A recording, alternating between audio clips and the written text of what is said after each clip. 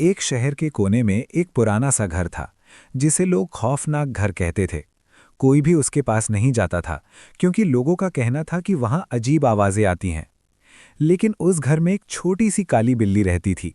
उसका नाम था ज़ारा। ज़ारा बिल्कुल अलग थी। उसकी आंखें हरा रंग की थीं, जो अंधेरे में चमकती थीं। लोग उसे देखकर डरते थे और कहते थे, ये बिल्ली मनहूस है। बेचारी ज़ारा, उसे समझने वाला कोई नहीं था।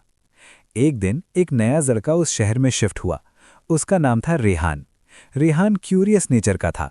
उसे मिस्ट्री सॉल्व करना पसंद था। जब उसने खौफनाक घर के बारे में सुना तो उसने डिसाइड किया कि वो खुद जाकर देखेगा। शाम के वक्त वो उस पुराने घर के पास गया। दरवाज़ा आधा खुला था। हवा के साथ क्रीक की आवाज़ आ रही थी। रेहान ने हिम्मत की और अंदर चला गया। अंदर सब कुछ पुराना और धूल से भरा हुआ था। अचानक उसने देखा, एक काली बिल्ली उसके सामने खड़ी है, ज़ारा। दोनों की आंखें मिली। रेहान ने डरने के बजाय हल्का सा स्माइल किया, हाय। ज़ारा हैरान थी। पहली बार किसी इंसान ने उसे डर के बिना देखा था। वो धीरे से उसके पास आई। रेहान ने हाथ बढ़ाया। ज़ारा ने उसे स्क्रैच नहीं किया, बल्कि अपना सर उसके हाथ से रब किया। उस दिन से रेहान और ज़ारा दोस्त बन गए। रेहान रोज़ उस पुराने घर आता और ज़ारा के साथ टाइम स्पेंड करता। लेकिन एक बात अजीब थी। हर रात 1 बजे ज़ारा अचानक उस घर के एक पुराने कमरे की तरफ चली जाती और वहां से हल्की सी रोशनी आती। एक दिन रेहान ने डिसाइड किया, आज मैं सच जान के रहूंगा। रात को वो चुपके से ज़ारा के पीछे गया।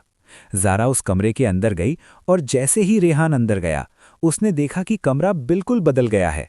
अब वो पुराना नहीं था। वहां एक सुंदर सा रूम था, जिसमें एक छोटी लड़की बैठी थी। रेहान शॉक हो गया, ये क्या हो रहा है? लड़की ने उसकी तरफ देखा और मुस्कुराई। तुम ज़ारा के दोस्त हो ना? रेहान ने हाँ में सिर हिलाया। मैं ज़ारा हूं, लड़की ने कहा।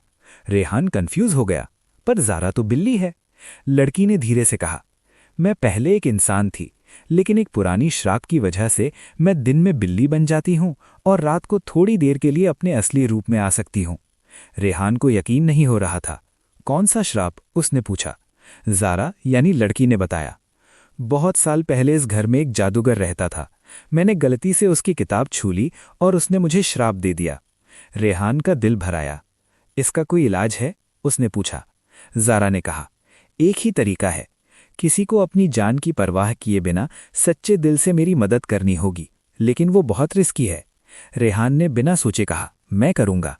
ज़ारा ने उसे जंगल के एक पुराने मंदिर का रास्ता बताया, जहां एक नूर का पत्थर था। वही मुझे आज़ाद कर सकता है, ज़ारा ने कहा। अगली सुबह रेहान ने अपना बैग पैक किया और जंगल की तरफ निकल पड़ा।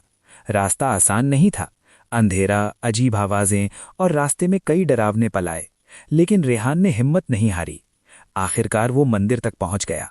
मंदिर पूरा टूट चुका था, लेकिन बीच में एक चमकता हुआ पत्थर था। जैसे ही रेहान उस पत्थर के पास गया, एक तेज आवाज आई, रुको। एक बड़ा सा साया उसके सामने आ गया। ये पत्थर लेने के लिए तुम्हें अपनी सबसे प्यारी चीज छोड़नी होगी, आवाज ने कहा। रेहान ने सोचा, उसके पास सबसे प्यारी चीज क्या है? फिर उसने कहा, मैं अपना डर छोड़ता हूं और अपनी सेफ्टी भी, बस ज़ारा को आज़ाद कर दो। अचानक रोशनी फैल गई। साया गायब हो गया। रेहान ने पत्थर उठाया और वापस भागा। जब वो घर पहुंचा, रात हो चुकी थी। ज़ारा अपने इंसानी रूप में उसका इंतजार कर रही थी। रेहान ने पत्थर उसके हाथ में दिया। जैसे ही ज़ारा ने उसे छुआ, एक तेज रोशनी हुई। कुछ सेकंड्स बाद ज़ारा वहां खड़ी थी, अब हमेशा के लिए इंसान के रूप में। उसकी आंखों में आंसू थे। तुमने मुझे आज़ाद कर दिया। रेहान मुस्कुराया, दोस्त हो ना? उस दिन के बाद वो पुराना घर